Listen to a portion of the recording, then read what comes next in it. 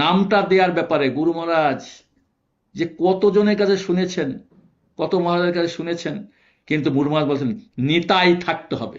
জানিয়েছেন আমি তোমার সন্ন্যাস দীক্ষা দেব এই রামনবমীতে।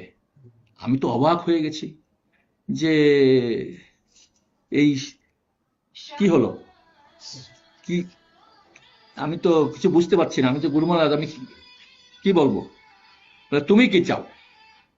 তা আমি বলছি আমার তো কোনো চাওয়া নেই, সব তো আপনার চরণে আমি সমর্পণ করেছি, তা আমার তো কিছু চাওয়া নেই। বলে আমার চাওয়া আছে, আমি তোমাকে সন্ন্যাস দীক্ষা দেব রামনবমীতে, তুমি প্রস্তুতি নিয়ে আসবে। তা আমি বললাম ঠিক আছে গুরু মহারাজ।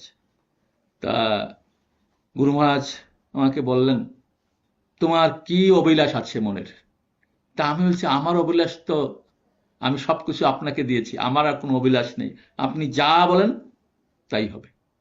তখন গুরু মহারাজ বললেন ঠিক আছে, নারুগোপালকে ডাকো। আমি ঠিক আছে, ওর সাথে কথা বললাম। বললেন যে নারুগোপাল প্রভুকে বলে দিলেন যে এর সন্ন্যাস নেওয়ার জন্যে যা যা আনুষঙ্গিক কার্যক্রম আছে তুমি এটা দেখো। তখন ঠিক আছে গুরু মহারাজ। তখন আমাকে নিয়ে গেলেন গুরুকুলে। আমাদের প্রীতিবর্ধন মহারাজ আছেন, ওনার কাছে নিয়ে, উনি গুরুকুলের মহারাজ। উনি আমাকে বললেন ঠিক আছে, যেহেতু গুরু মহারাজ আমার কাছে পাঠিয়েছেন আমি সব ব্যবস্থা করব।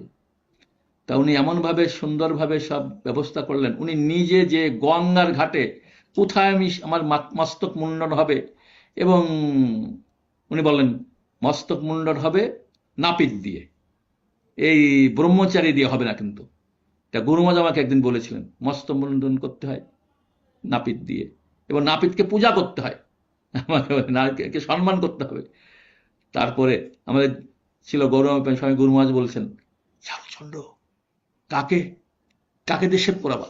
তা আমি না গুরু মহারাজ হয়ে গেছে, অলরেডি অলরেডি সিলেক্ট হয়ে গেছে, একজন নাপিতকে দিয়েই আমরা করাবো। নাপিতকে কিন্তু ভালো একটা ডোনেশন দিতে হয়, কাপড় দিতে হয়। কেউ অনেকে ফাঁকি দেয়, আমার মহারাজ বলছেন তুমি ফাঁকি দেবে না। আমি না না সব ঠিক আছে। তখন আম, ওই প্রীতিবর্ধন মহারাজ যে কোথায় স্নান করব, কোথায় বসবো, সব উনি রেডি করেন, এবং গুরুকুলের একজন পণ্ডিতকে, আমাদের চৈতন্য কি আছে, ওনাকে আমাকে পাঠিয়ে দিলেন। এবং সেখানে যে মস্তক মুন্ডন, এই মস্তক মুন্ডন অনুষ্ঠানে এত ভক্ত ছিল, নামহট্টের মনে হয় 15-20 জন ছিল, নামহট্টের ব্রহ্মচারীরা।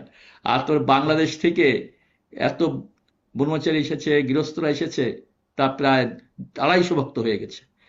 এখন মহারাজ বলছিলেন আবার সাগর মহারাজ দেখে চলে গেছেন ওখানে, যে রাশিয়ান মহারাজ সাগর মহারাজ, উনি যে আমাকে তিলক দিয়ে দিচ্ছেন, বিভিন্ন রকম কাজ করছেন। তারপরে আমাকে বলছেন এই গুরুকুলের টিচার যে আপনার যে অনুষ্ঠানটা হলো এখানে, এই অনুষ্ঠান আমি আমি তো প্রায়ই করি সন্ন্যাসীদের, এত সুন্দর অনুষ্ঠান, এত ভক্ত উপস্থিতি কোনোদিন আমি দেখিনি। অনেক ভক্ত এখানে উপস্থিত হয়েছে, এবং আমার মনে হচ্ছে মানে উনি বলছেন যে স্বয়ং মা গঙ্গা চলে আসছে আপনাকে আশীর্বাদ করার জন্য। আর এত সুন্দর প্রসাদ, আমি কিছুই জানি না, এত সুন্দর প্রসাদ করেছে, সবাই প্রসাদ পেয়ে এত আনন্দিত হয়েছে, আর নিত্য কীর্তন অনেক কিছু হয়েছে। আর এতে সবাই বলছে যে এত সুন্দর অনুষ্ঠান গুরু মহারাজের কৃপায়। গুরু মহারাজ বলছেন আমি শুনলাম ওখানে খুব ধুমধামে অনুষ্ঠান হয়েছে গঙ্গার ঘাটে। আমি সবকিছু গুরু মহারাজ আপনার কৃপায় হয়েছে। বলে হ্যাঁ, গুরু মহারাজ খুব খুশি। পরে আহ, প্রীতিবন্ধন মহারাজ এখানে সব ব্যবস্থা করেছেন, সবকিছু।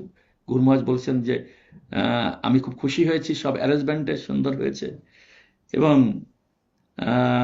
নামটা দেওয়ার ব্যাপারে গুরু মহারাজ যে কতজনের কাছে শুনেছেন, কত মহারাজের কাছে শুনেছেন, কিন্তু গুরু মহারাজ বলছেন নিতাই থাকতে হবে, নিতাই ছাড়া হবে না। এই জন্য গুরু মহারাজ ইচ্ছায় আমাকে বলছিলেন তুমি কি চাও? তাই বলছি আপনার ইচ্ছা আমার ইচ্ছা, আমার কোনো চাওয়া পাওয়া নেই গুরু মহারাজ। গুরু মহারাজ কৃপা করে এই নাম দিয়েছেন